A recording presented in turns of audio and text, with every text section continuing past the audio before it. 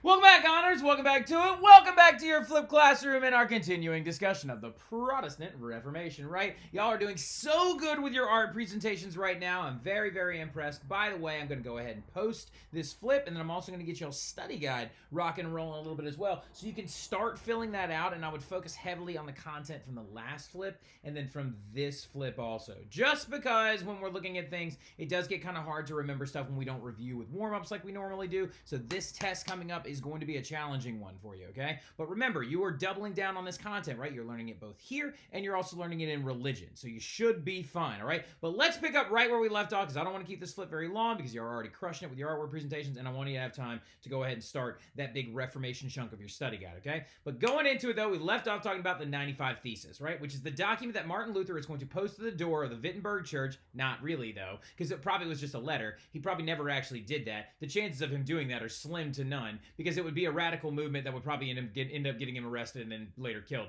We're going to get to some of that spicy stuff here in a second, but going into it, what you have to understand, all right, the thing about the 95 Thesis is that it disapproved of indulgences, it criticized the power of the popes, it called everyone to debate a debate not for a new church. It's very important to throw that out there. Martin Luther never intended to create a new church. He had no intention of creating a Protestant faith. It just kind of happened that way due to the reactions of people after the 95 Thesis came out, right? So the thing about it going into our next part, we have to understand, after this whole shenanigans, what's going to end up happening is Pope Leo X is going to begin to threaten Luther, right? He's going to threaten him with excommunication. He's going to say, Martin, you better release a statement saying that you take back all the things you said. You have 2 months to do so, or I'm going to excommunicate you, right? Which would be a massive blow to a priest, right? I mean, like, Martin Luther was a monk, and like I said, he was originally going to be a monk. He was a monk professor and stuff like that. He's originally going to be a lawyer, whole thing. Now, going into it, though, what ended up happening is that Martin Luther receives this document called a papal bull that threatens to excommunicate him.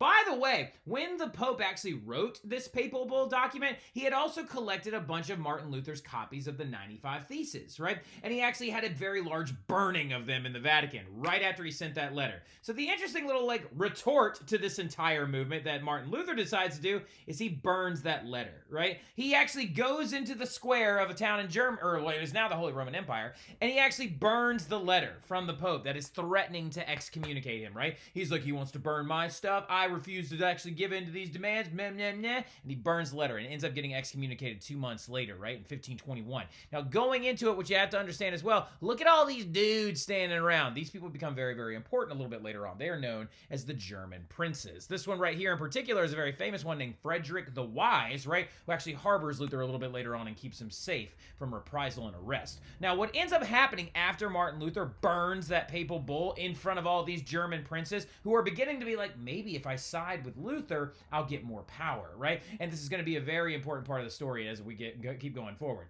Now, the thing that you have to understand what ends up happening, though, is Martin Luther and the Pope get into what's known as a pamphlet war with one another. That's right, the printing press fills one of its destined roles, okay? A center of propaganda. So what ends up happening is Martin Luther would write a pamphlet about all of his ideas and the 95 Theses, and he would have them distributed, right? And then the Pope would actually issue his own pamphlet, trying to say that that other pamphlet was wrong, right? And they just kept going back and forth like this for quite some time. But then what ends up going down is a very, very all-important meeting, all right? Now, this little thing we're about to talk about is extremely important, and you need to make sure you highlight it in your notes, that you understand what it is and stuff like that, because it's going to be very, very big in the progression of our story. And it's this thing known as the Diet of Worms, right? Not worms. You can say worms. If you say worms in class, it's totally fine. I'm not going to rip on you too hard. But the thing about it is, Worms is a city in Germany, right? So they would say the Diet of Worms. Now, really, really quickly, Diet of Worms sounds like you're eating a bunch of worms. You're not, all right? So what it actually is happening is a diet is a meeting, all right? And this meeting was called by this individual known as the Holy Roman Emperor, right? And the Holy Roman Emperor rules over the Holy Roman Empire, right? And he is a very powerful figure, and he's going to be very important, not so much in this unit, but in the later unit, right? Now, you still need to highlight him, you still need to know who he is, but his name is Charles V, right? Charles V is going to be extremely important. He was only 19 years old at the time. He was a very young Holy Roman Emperor who was trying to keep the Holy Roman Empire from falling all to pieces with this new kerfuffle of religions and Reformation and all this other chaotic stuff going on. Because think about it. He's got these rich guys over here, these German princes that are starting to listen to Luther, He's also got the Pope on his back trying to get him to make Luther stop doing what he's doing. So he calls this meeting to have Luther recant all of his ideas, right? He said, take back all of your ideas and I won't have you executed, right? And so Luther arrives at this meeting, and they lay a bunch of books out in front of him. They're like, did you write all of these? And Luther's like, yeah, I did, right? And then they're like, these though things go against a lot of the Catholic teachings, la la la la la. Do you promise to take back what you said and recant the ideas that you put out there?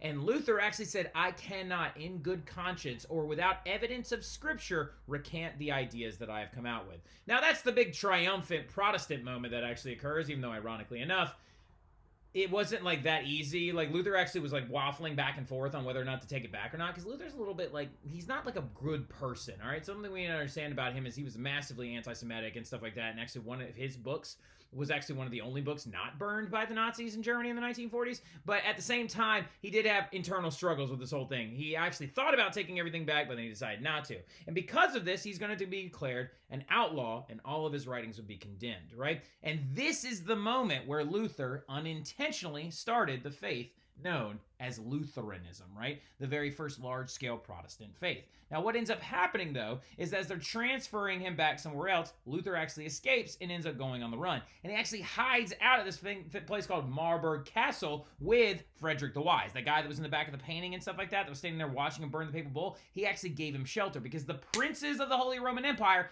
end up actually hiding Luther for a long period of time and keeping him from being executed or arrested and anything like that. And whilst he's in hiding, he begins to outline the new faith of Lutheranism, and he also begins translating the Bible. And he actually starts translating the Bible into vernacular languages, because that's one of the biggest premises of Lutheranism, is that you have to read the Bible on your own. So he translated it into German, which was a massive affront to the Catholic Church at the time. Now, Lutheranism is a lot different from Catholicism, and it hinges itself on a couple of key important things, all right? Here are the three guiding ideas behind Lutheranism. Grace alone, faith alone, scripture alone, right? Now, in religion class, you're learning them in Latin, and it's sola scriptura, sola gratia, and sola whatever faith is in Latin. I can't remember. Now, like, going into it, though, okay?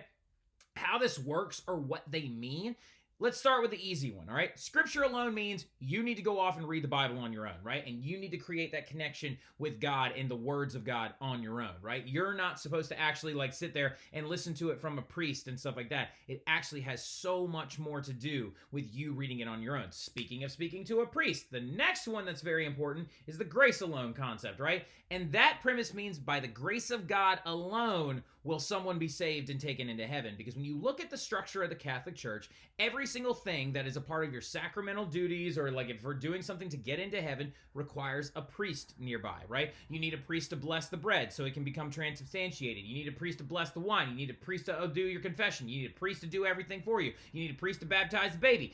Whereas Luther said, you don't need that priest. Priests are no more different than lay people, right? Like lay people and priests, same kind of thing, all right? It is that by the grace of God you will be saved, not the actions of a priest that is required for your sacraments, right? And the next one is faith alone, right? And faith alone is a very simple one, and it basically says that God knows your heart, and he knows how good you are, and if you are destined for the kingdom of heaven, you will be saved, right? And like your special connection with God is where that is. And so a lot of this actually involves prayer without a priest as well, right? Because Protestants, like I was raised and stuff like that, which is literally an offshoot of this entire whole thing. Now, I'm not a Lutheran, I was raised Baptist, right? But we just pray, right? Like you just call up Big Papa whenever you need to. You're just like, oh God, what? I'm sorry, like, you know what I mean? And a confession can be like that rather than having to go to a priest, right? Now, Luther, though, is also going to approve a lot of different things that are going to radically change the religious structure of the entire continent of Europe. He's going to believe in limiting the power of priests, and he's also going to believe that priests within his church are allowed to get married. This actually right here is his wife, right? When he actually started his faith, and whenever he actually like Lutheranism begins, and after he's excommunicated, he actually got married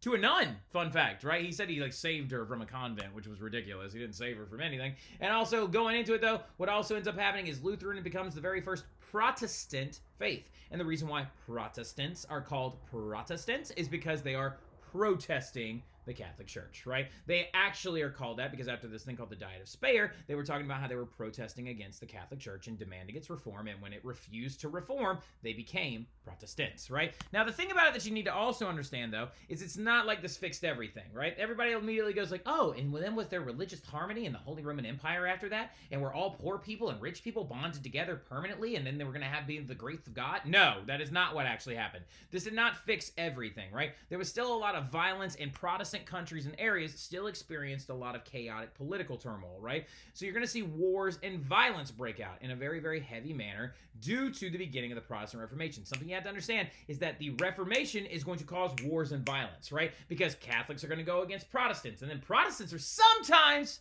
even going to go against other Protestants, because it's not always going to be Catholic versus Protestant. A good example of that is this thing called the German Peasants' Rebellion, right? Which is something that you need to star in your notes and highlight, all right? The German peasants, basically, in this area in Western Germany, or was now modern-day Western Germany, but at the time it was called the Holy Roman Empire, in the western reaches of the kingdom, German peasants were protesting against high rents and dying crops, okay? Their rents were going up, and their crops were dying off because of weather changes, right?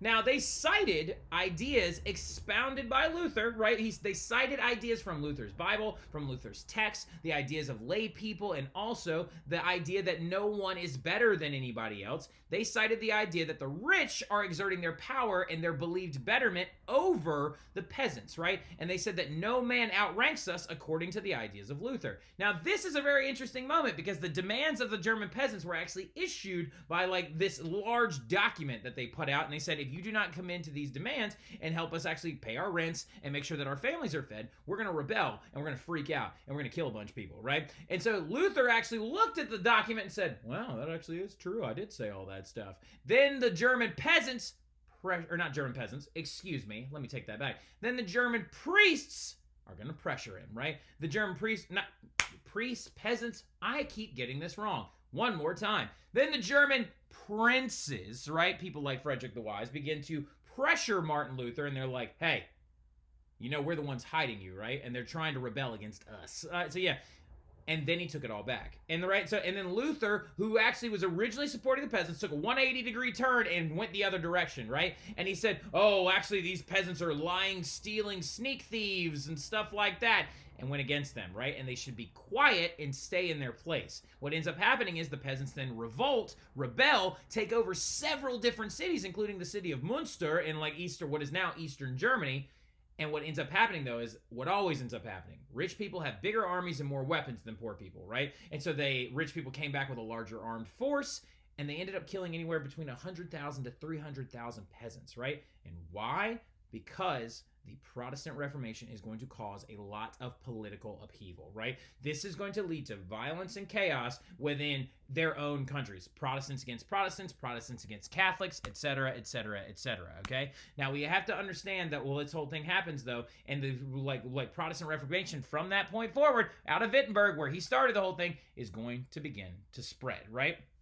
Now, the next thing we have to understand, though, is whilst all of this is going on in the actual, continent itself, because Luther would actually continue to spread his words, and his faith would continue to spread throughout the Holy Roman Empire until he actually died whilst he was in hiding in the 1540s, right?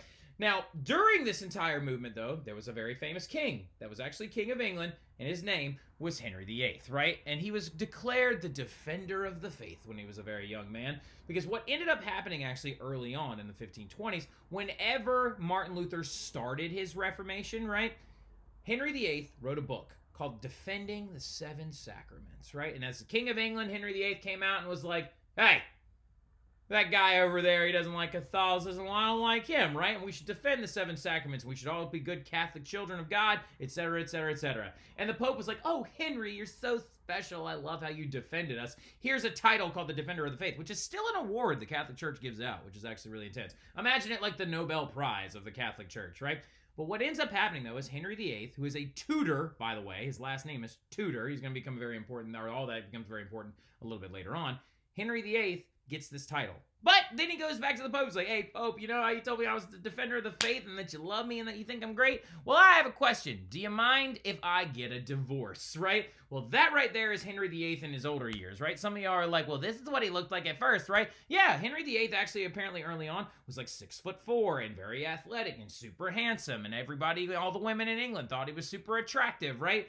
Well, the thing that ends up happening, though, is that the Protestant Reformation is going to spread to England whenever Henry VIII, who has one surviving child with his wife named Mary Tudor, but Henry wants a boy. Why does Henry want a boy? To prevent a succession crisis, right? Because his family, the Tudors, are only on the throne because of a massive civil war that the English had just gotten done with a couple of decades earlier, right? It was this thing called the War of the Roses, where Henry's family and actually went against another larger family, right? So basically it was this big war between these people called the Yorks and the Lancasters, right? But they ended up actually getting married together and created the family that was known as the Tudors, right? Now what ends up happening, though, is Henry wants a boy so he can pass on the throne and not have to have another big civil war break out. But the thing about it is every single time he tries to get his wife pregnant, she ends up either having a miscarriage or she had a daughter, right? And Mary is their only surviving child, right? And he wants this thing annulled, right? Because he's like, oh, God doesn't like this marriage. That's why he's not giving me a son. Yo, Big Papa Pope, can you have this annulled for me, right? Turns out he says no, right? Like so, just like Darius, Henry gets really upset. So he's going to actually end up starting a church of his own. But we're going to cut it off right there, and we'll talk a little bit about that stuff in class tomorrow as we finish up our other artwork presentations. But I'll see y'all soon.